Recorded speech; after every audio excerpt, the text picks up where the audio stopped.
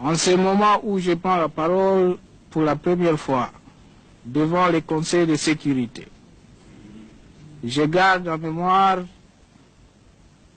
la date historique du 24 janvier 2000, où son Excellence le Président M. Laurent Désiré Kabila, se fondant sur la résolution 1234 du 9 avril 1999 du Conseil, plaidait du haut de cette même tribune pour la fin de l'occupation d'une partie de notre territoire national par les armées d'agression du Rwanda, de l'Ouganda et du Burundi.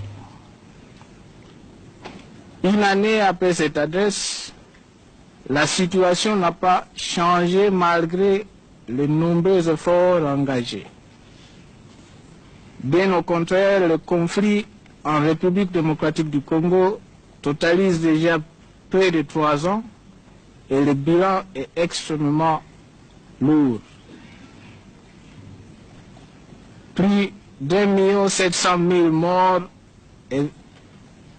en 22 mois dans les territoires occupés de l'Est du pays, selon le rapport de International Rescue Committee du mois de mai 2000.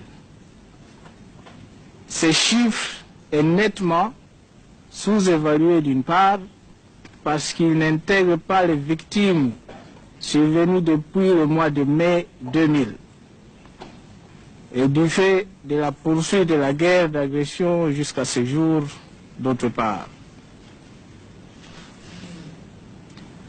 L'exploitation illégale des ressources naturelles de notre pays, principalement celle de la tantalite, du coltan, du bois et l'or et du diamant, qui alimente l'effort de guerre des pays agresseurs, est un phénomène dévastateur qui aura des conséquences graves sur le devenir des générations présentes et futures de mon pays.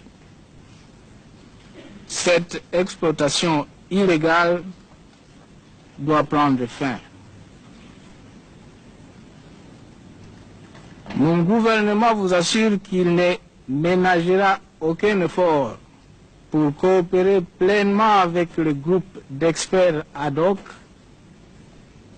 composé d'éminentes personnalités au savoir et à la compétence éprouvée et internationalement reconnue. Nous leur réitérons notre confiance et notre soutien le plus total.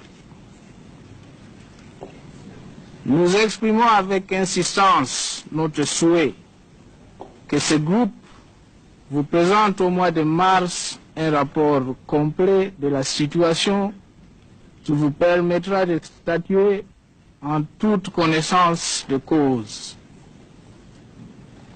Ce rapport, nous le voulons juste, équitable et même d'établir la vérité sur ce dramatique pillage de ressources naturelles